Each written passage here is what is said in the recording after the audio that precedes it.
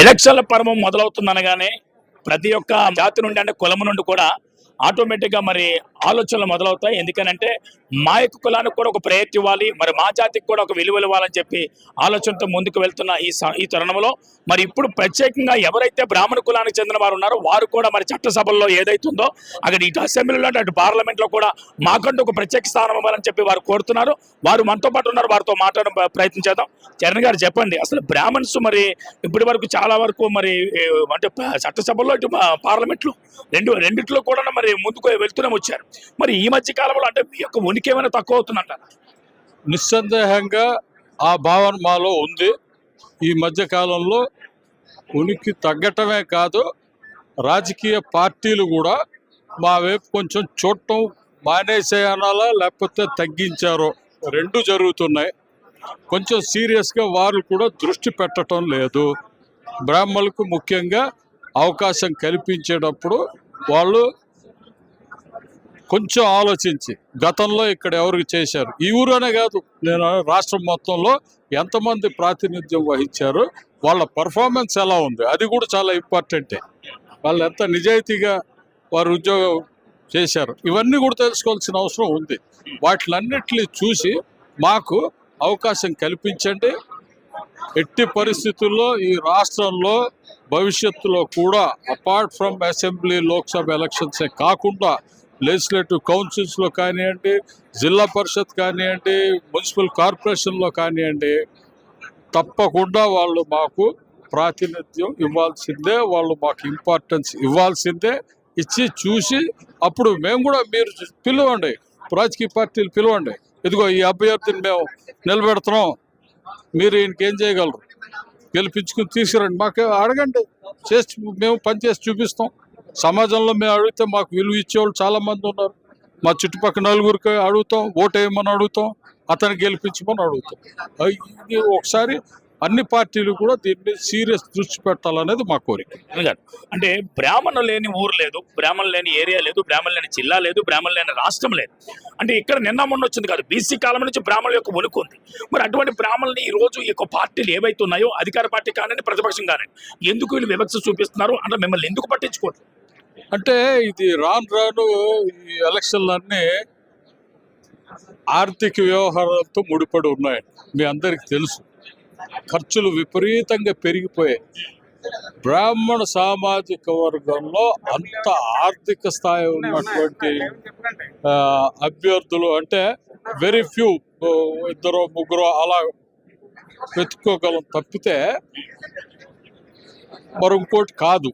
రెండోది, వీళ్ళు సౌమ్యులు, చాలా సౌమ్యంగా ఉంటారు, ఇవ్వకపోయినా పర్వాలేదేమో, తర్వాత వీళ్ళకి ఏదో మాట్లాడతామేమో, నచ్చ చెప్తామేమో, ఇలాంటి ప్రయత్నాలు చేస్తున్నారు తప్పితే సీరియస్గా ఇటువైపు దృష్టి పెట్టడం లేదండి.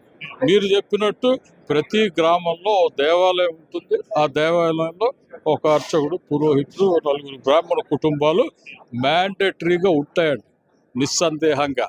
మా ఓట్ బ్యాంక్ కూడా దేశం మొత్తం స్కాటర్ అయిపోయి ఉంది.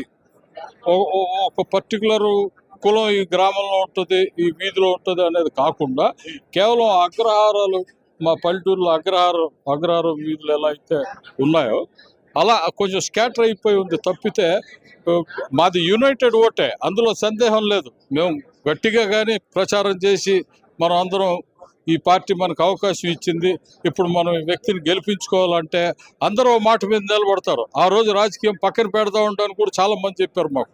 ఈ సమావేశంలో ప్రతి అసెంబ్లీ కాన్స్టిట్యున్సీ ఆల్మోస్ట్ 8 సెగ్మెంట్లు తిరిగాం మేమంతా కలిపి. అన్ని చోట్ల కూడా సార్ నిర్ణయం తీసుకోండి, మేమంతా మీతో ఉంటాం.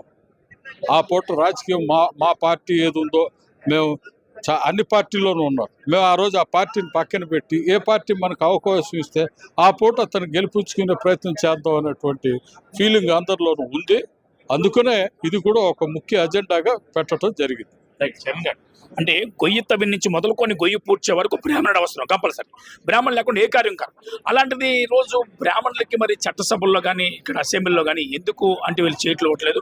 ఒకప్పుడు టీవీ సుబ్బారావు గారికి మరి ఒక ప్రాధాన్యత ఇచ్చారు, తర్వాత అంటే అటువంటిది కనబట్లేదని చెప్పాలి. దాన్ని ఎలా చూడొచ్చు?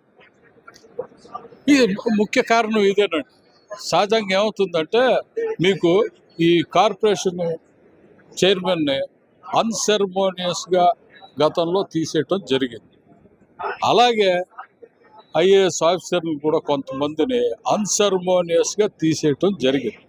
దానికి కారణాలు వాళ్ళ యొక్క ప్రవర్తన, అంటే కొంచెం స్ట్రిక్ట్ బిహేవియర్, రూల్స్ ప్రకారం ముందుకెళ్ళేటువంటి వ్యక్తులు, ఏది చేయొచ్చు ఏది చేయకూడదు చట్టరీత్యా చెప్పగలిగేటువంటి స్తోమత ఉన్న ధైర్యం కూడా ఉండాలి. చెప్పటానికి ధైర్యం ఉండాలి, బిగ్ బాస్కి చెప్పే ధైర్యం ఉండాలి.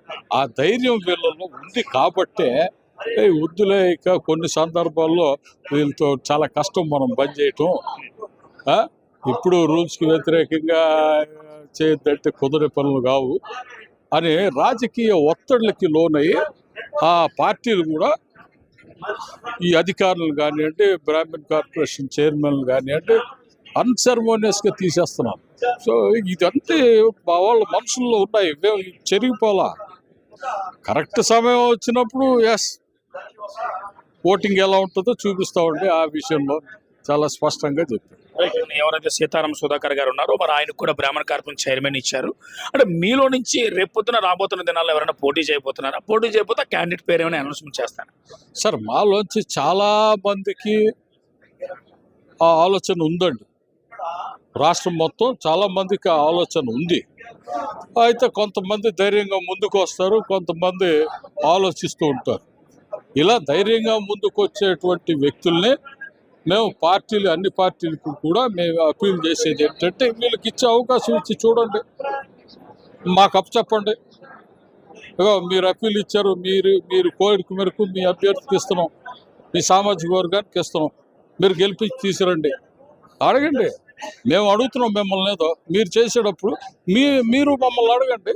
గివ్ అండ్ టేక్ పాలసీ అంతే. మేము కూడా అంతే ప్రెస్టేజియస్గా తీసుకొని ఆ వ్యక్తిని గెలిపించి తిరిగి ఆ శాసనసభకో లోక్సభకో పంపించే బాధ్యత మేము కూడా తీసుకుంటాం. ఒకవేళ రేపు అంటే ఏ పార్టీ కూడా మీకు సీట్ ఇవ్వకపోతే ఇండిపెండెంట్గా వేసే ఆలోచనలు ఏమైనా ఉన్నాయి? అలాంటి ప్రస్తుతానికి ఏమీ లేవు, కానీ ఆ రోజు మళ్ళీ తప్పకుండా మేము నిర్ణయం తీసుకోవటం జరుగుతుంది. రాజకీయం మాట్లాడతాం ఆ రోజు. ఈ వేదిక ఇవాళతో అయిపోయేది కాదు. ఇది ఆర్థిక సామాజికంగా మా బ్రాహ్మణులకు అభివృద్ధి చెందే దాంట్లో రాజకీయం కూడా ఒక సబ్జెక్ట్ కాబట్టి ఇది నిరంతరం చర్చ జరిగేటువంటి పరిస్థితి.